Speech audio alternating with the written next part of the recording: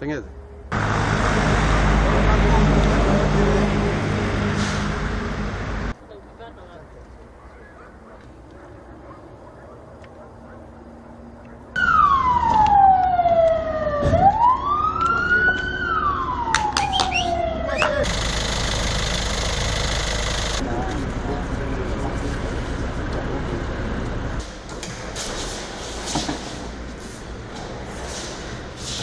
We had a road traffic accident at Kikope.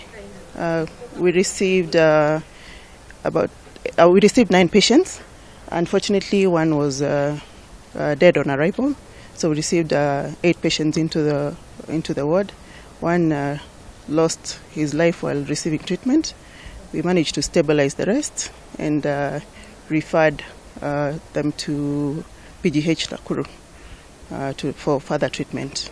The doctors on the ground who have managed to stabilize them, so they're in a stable condition.